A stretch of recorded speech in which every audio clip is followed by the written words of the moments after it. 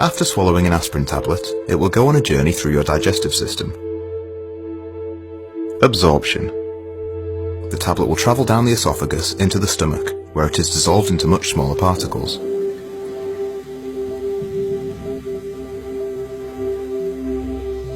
These particles will continue their journey into the small intestine, where most of them will be absorbed into the blood. The small intestine walls, also called lumen, are lined with tiny villi which stick out to provide a large surface area for the nutrients inside the food to be absorbed.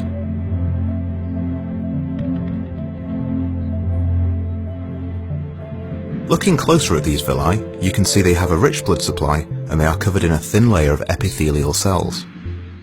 The aspirin molecules will work their way through the epithelial cells and into the bloodstream, where they are carried around the body. Distribution.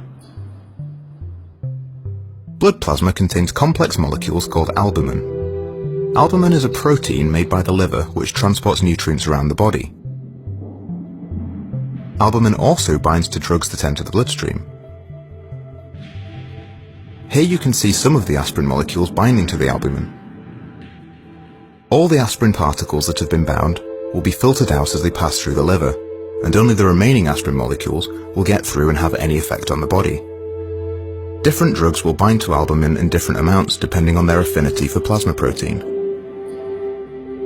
The next stop on the journey is the liver.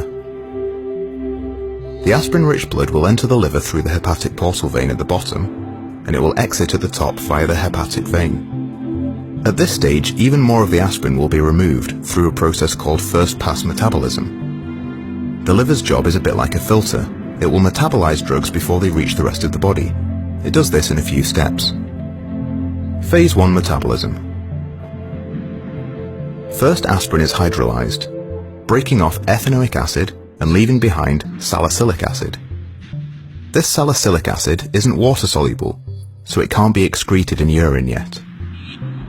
Phase 2 metabolism. An ionized group is then added to the salicylic acid, forming glucuronide, which is water-soluble and can be excreted in urine. A lot less of the aspirin will continue its journey onto the rest of the body, including the site of the pain. Only 68% of orally taken aspirin will have any effect at all, because of all the filtering that the body has done. This percentage is called the drug's oral bioavailability.